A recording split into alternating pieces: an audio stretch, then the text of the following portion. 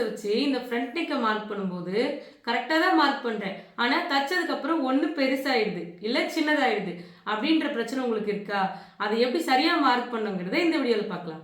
ப்ளவுஸில் இந்த மாதிரி மிஸ்டேக் எதுவும் பண்ணாமல் ஃபஸ்ட் டைம் தைக்கும் போதே நல்லா பர்ஃபெக்டாக தைக்கணும்னு நீங்கள் நினச்சிங்கன்னா நம்மளுடைய ஸ்ரீஜா உலகம் டைலரிங் ஆப்பில் ப்ளவுஸ் கிளாஸ் இருக்குது, நீங்களும் வாங்கி கற்றுக்கோங்க. நம்ம அளவு ப்ளவுஸ் வச்சு நம்ம மார்க் பண்ணும்போது எப்போவுமே இந்த பேக் பார்ட்டை தான் மார்க் பண்ணி எடுப்போம்.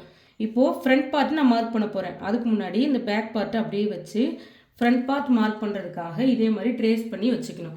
இந்த சைடில் ரெடி அளவு தையலுக்கான அளவு மட்டும் விட்டால் போதும், ஸ்ட்ரைட் லைன் போட தேவையில்லை. அதே மாதிரி இப்போ நம்ம மார்க் பண்ண போகிறது ஃப்ரண்ட் பார்ட்டாகவே இருந்தாலும் இந்த பேக் பார்ட்டுடைய நெக்கையும் நம்ம வரைஞ்சி வச்சுக்கணும். இப்போ பேக் பார்ட் எடுத்துடலாம்.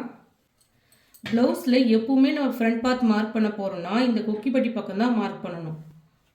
இந்த ஷோல்டர் இருக்கு இல்லையா, கரெக்டாக தச்சிருப்பாங்க. இந்த ஷோல்டருடைய ரெடி அளவும் நம்ம மார்க் பண்ணி வச்சுருப்போம் ரெடி அளவு, இது ரெண்டும் இப்படி இருக்கணும்.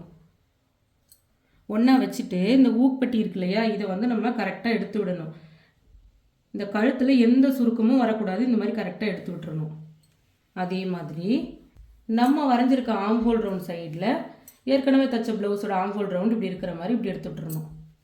இந்த சைடையும் இப்படி கரெக்டாக எடுத்து விட்டுறணும், இதையும் இப்படி எடுத்து விட்டுறணும்.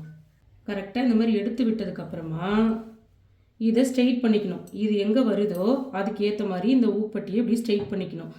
இந்த நெக் வந்து இவ்வளோ தூரத்தில் இருந்தாலும் சரிதான், இப்படி நம்ம ஸ்ட்ரெயிட் பண்ணிக்கணும். இல்லை உள்ளே இருக்குது அப்படின்னாலும் இதை நம்ம ஸ்ட்ரெயிட் பண்ணிக்கணும். சரிங்களா?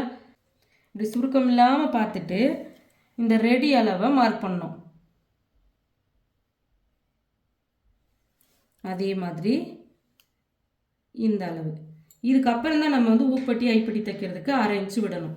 இது விடாமல் நம்ம வச்சுட்டோம் அப்படின்னா இந்த இடம் டைட் ஆகிடும், இந்த இடம் டைட் ஆகிடும். இல்லை இதை வந்து தையலுக்கான அளவில் வச்சு மார்க் பண்ணிட்டீங்கன்னா லூஸ் ஆகிடும்.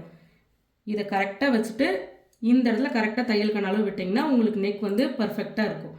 இது வந்து ரெடி அளவு, அதுக்கு பக்கத்தில் அதே ஷேப்புக்கு தையலுக்கான அளவு இப்படி வரைஞ்சிடணும்.